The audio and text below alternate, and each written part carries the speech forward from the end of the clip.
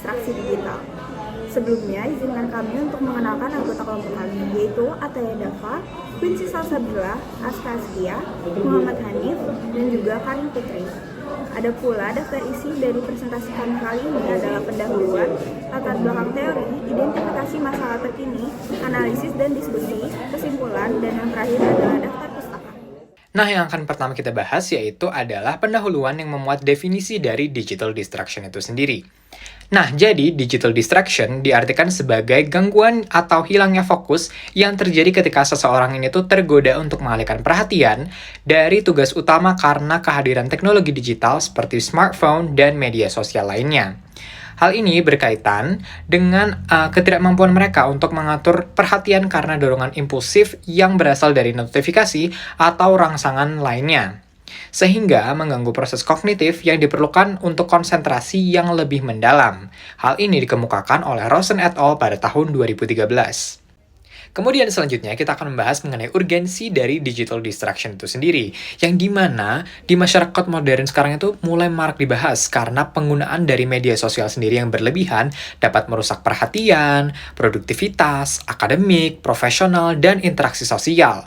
Tinjauan literatur sistematis mengidentifikasi dampak dari detrimental pada berbagai domain kehidupan akibat transformasi komunikasi oleh platform digital.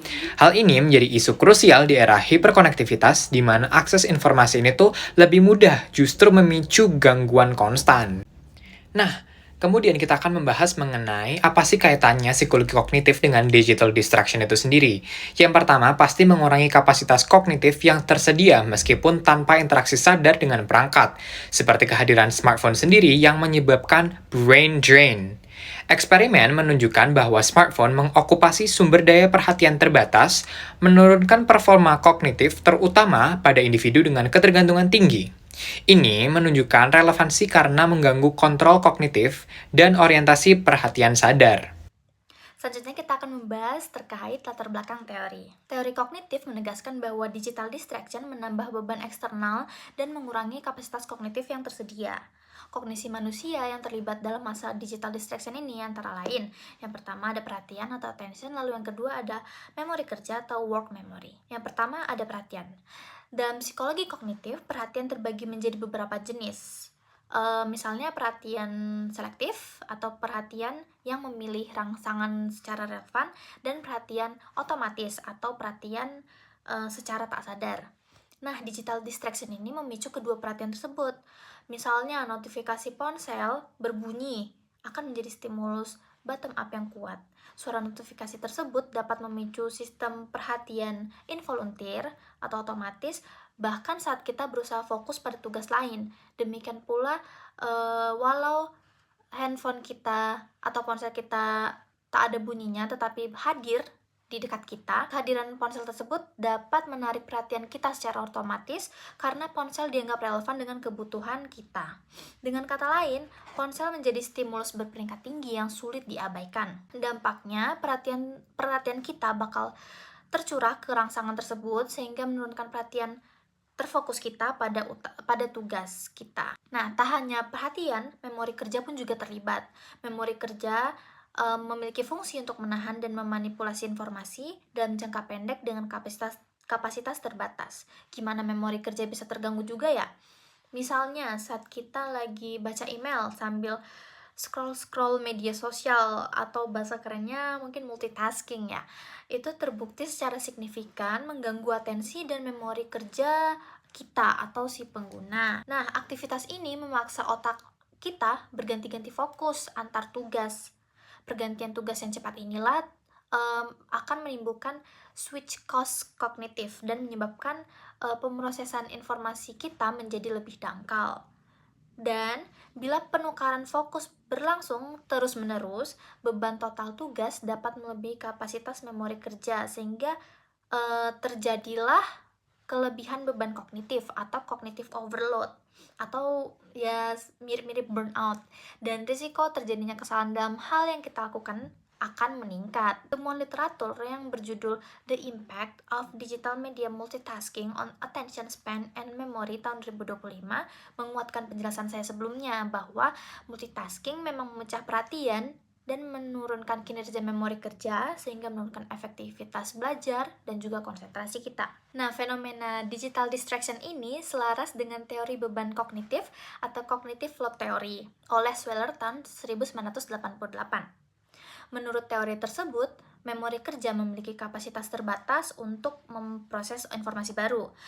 Beban kognitif total yang ada di otak kita itu terbagi menjadi 3 kategori. Yang pertama, ada beban intrinsik atau kompleksitas tugas, beban ekstrinsik atau gangguan atau cara penyajian yang tidak perlu, dan juga beban Germane atau upaya pemrosesan yang efektif. Nah, distraksi digital seperti notifikasi yang sering muncul, termasuk dalam beban ekstrinsik nih. Dalam konteks multitasking tadi, beban ekstrinsik akan meningkat, yang dimana sumber daya memori kerja dipakai untuk memperhatikan gadget, sehingga hanya sedikit sumber daya yang tersisa untuk beban Germane, yang padahal itu penting. Dengan beban ekstrinsik yang terlalu tinggi, kapasitas memori kerja yang tersisa pun jadi terbatas untuk memproses materi pokok tersebut. Akibatnya, pengguna mengalami penurunan kapasitas fokus dan proses belajar yang lebih dangkal ketika terganggu oleh elemen digital, sesuai dengan mekanisme yang diprediksi oleh teori beban kognitif sebelumnya. Nah teman-teman, pada bagian ini saya akan menjelaskan mengenai masalah terkini yang muncul dalam konteks pembelajaran di era digital. Nah, perlu kita ketahui bahwa saat ini minat belajar siswa itu cenderung menurun. Bahkan menurun banget ya teman-teman. Salah satu penyebab utamanya adalah karena adanya distraksi teknologi seperti game online, media sosial, dan notifikasi gadget yang terus-menerus muncul selama proses belajar. Hal ini tentunya membuat siswa lebih sulit untuk mempertahankan fokus dan juga konsentrasinya. Lalu, selain itu, interaksi sosial antara siswa juga cenderung berkurang karena mereka lebih banyak berkomunikasi melalui perangkat digital dibandingkan berinteraksi langsung. Kondisi ini membuat proses belajar menjadi kurang aktif dan kurang melibatkan siswa secara langsung. Dampak lainnya adalah motivasi belajar yang semakin rendah. Banyak siswa merasa belajar tidak menarik karena perhatian mereka sudah terpecah oleh aktivitas digital yang lebih menggoda. Nah, hal ini juga sejalan dengan pernyataan Sabita pada tahun 2025 yang menyebutkan bahwa minat belajar siswa menurun akibat distraksi teknologi, kurangnya interaksi sosial, serta rendahnya motivasi. Jadi dapat kita simpulkan bahwa tantangan utama pendidikan saat ini bukan hanya materi pelajaran, bukan hanya bagaimana kita mengelola manajemen kelas, tetapi bagaimana kita mengelola pengaruh teknologi terhadap proses belajar siswa. Oke, penjelasan yang selanjutnya adalah analisis dan juga diskusi. Nah, perangkat digital ini bisa terjadi itu memperumit proses berpikir kritis dikarenakan siswa ini lebih tertarik pada konten instan. Nah, hal ini tuh menyebabkan penurunan motivasi belajar. Nah, dikutip dari Pediako pada tahun 2025, siswa cenderung malas untuk membaca buku karena lebih tertarik dengan konten online, game online, dan juga sosial media yang sifatnya itu instan dan juga menghibur sehingga motivasi dalam belajar akan menurun. Yang terakhir adalah kesimpulan.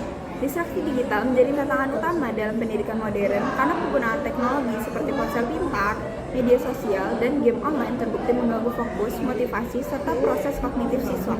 Paparan digital berlebih meningkatkan beban kognitif yang menurunkan kemampuan konsentrasi, serta melemahkan self-regulated learning, sehingga siswa lebih memilih konten instan daripada pembelajaran mendalam. Dampak ini tidak hanya menurunkan produktivitas belajar, tetapi juga mempengaruhi minat baca, kemampuan berpikir kritis, dan keseimbangan psikologis.